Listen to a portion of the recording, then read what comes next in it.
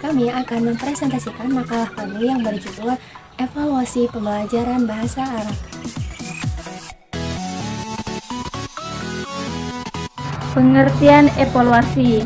Dalam arti luas, evaluasi adalah suatu proses merencanakan, memperoleh, dan menyediakan informasi yang sangat diperlukan untuk membuat alternatif keputusan. Dengan demikian, kegiatan evaluasi merupakan suatu proses yang sengaja direncanakan untuk memperoleh informasi atau data, untuk kemudian membuat suatu keputusan. Dalam kaitannya dengan kegiatan pengajaran, Norman E. Gronlund, sebagaimana yang dikutip oleh Ngalim Purwanto, MP, menyatakan bahwa pengertian evaluasi adalah suatu proses yang sistematis untuk menentukan atau membuat keputusan sampai sejauh mana tujuan-tujuan pengajaran bahasa telah tercapai oleh siswa. Selanjutnya, tujuan evaluasi pembelajaran bahasa Arab.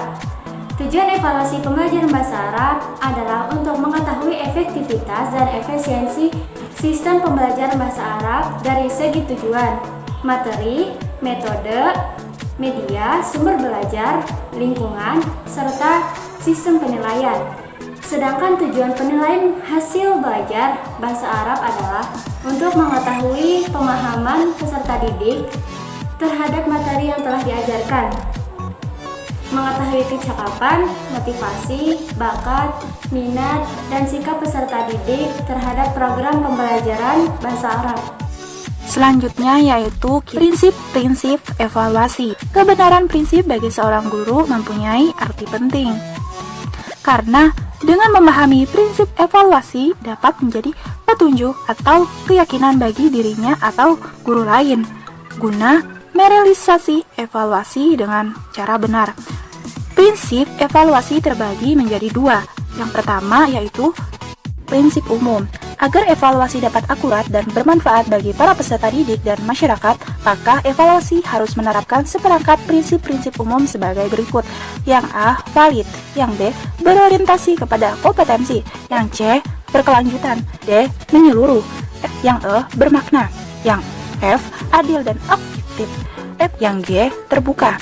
Yang H, ikhlas. Yang I, praktis. Yang J yang terakhir yaitu tentang dicatat dan akurat. Selanjutnya yang kedua, prinsip khusus. Adapun prinsip-prinsip lain yang merupakan prinsip khusus evaluasi yang harus dijadikan acuan dalam pelaksanaan evaluasi pendidikan adalah sebagai berikut.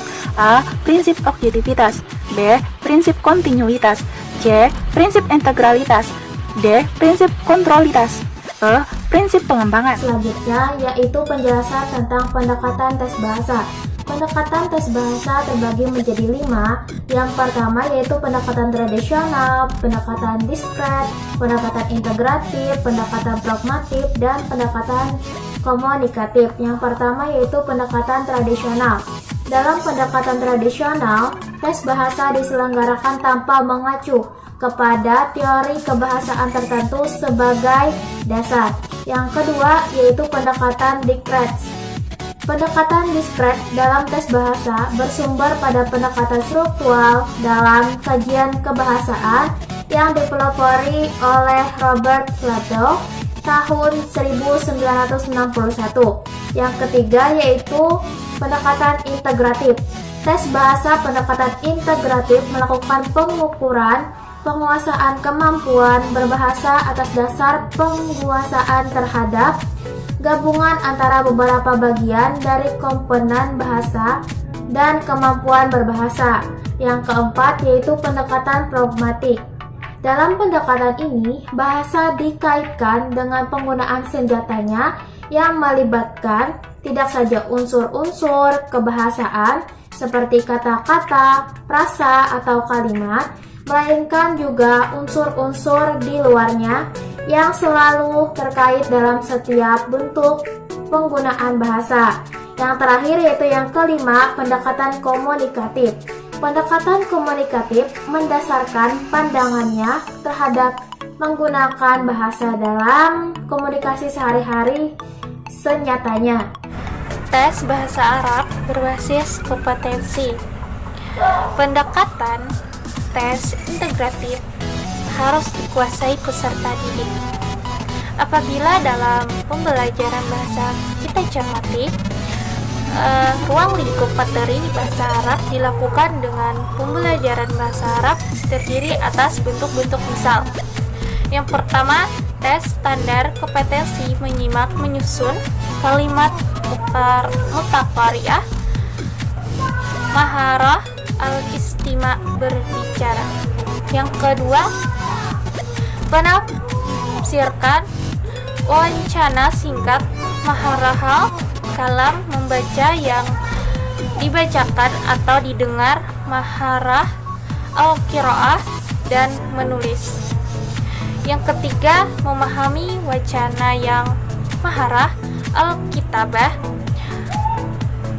Oleh karena itu, dibacakan atau didengar. Yang terakhir, yang keempat, mengembangkan instrumen menyusun alinea kalimat yang evaluasi pembelajaran disertakan sudah tersedia dan sebagainya. Sekian video presentasi dari kami.